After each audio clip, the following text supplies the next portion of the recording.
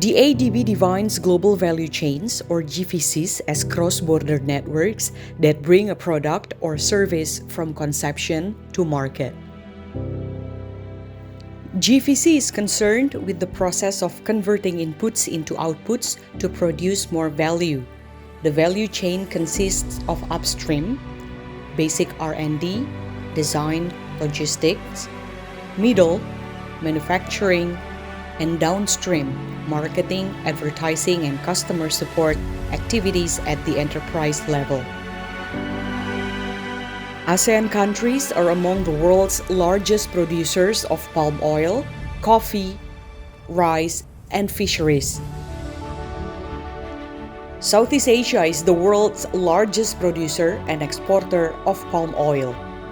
Palm oil is an essential part of the global vegetable oil market and various processed products such as soap, beauty products, and food materials. The largest producer countries are Indonesia and Malaysia.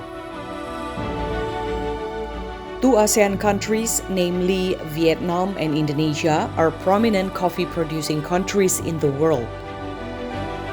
Vietnam's market share in the period of 2013 to 2016 accounted for nearly 19% of the world export output, with an export value of about $3.4 billion, making it the second largest coffee exporter after Brazil. For Asians, rice is one of the essential commodities in humanity's food chain. 5 ASEAN countries such as Indonesia, Vietnam, Thailand, the Philippines, and Myanmar are among the top 10 world's rice producers. Southeast Asia is a major contributor to the world's total fisheries production, where the region's contribution to the world's total fishery production in 2019 was approximately 22.17%. Indonesia and Vietnam are among the largest fishery producers in the world.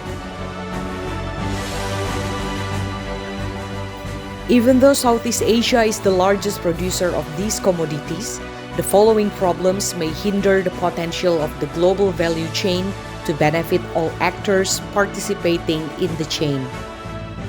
Climate change affects the agriculture and fishery sectors severely.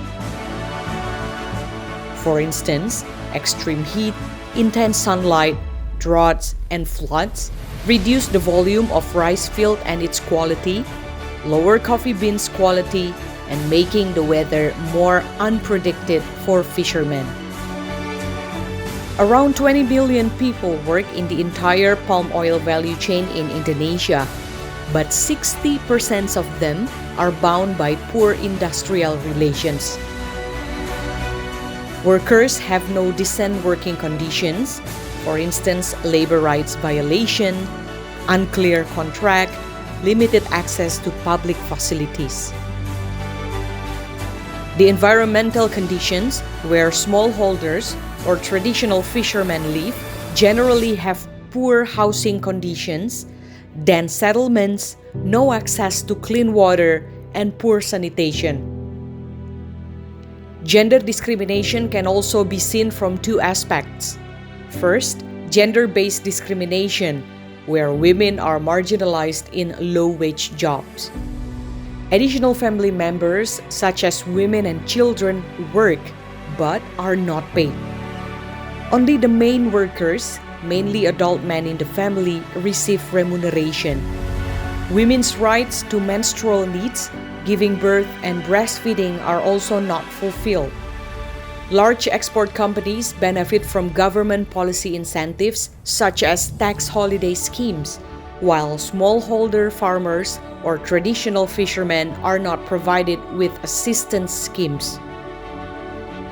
Fishermen in Indonesia lack of resources and capital to explore the huge potential of Indonesian aquatic resources. Most fishermen only use small boats and traditional equipment, which prevents them from going into deep water, resulting in low catch volumes. They also have minimum access to finance as banks are generally reluctant to extend credit to the fishery sector, especially smallholders players, due to the high level of bad debts. To alleviate those problems, stakeholders such as regulators and the private sector should pay attention to several policy aspects, such as to reduce and prevent impacts of climate change.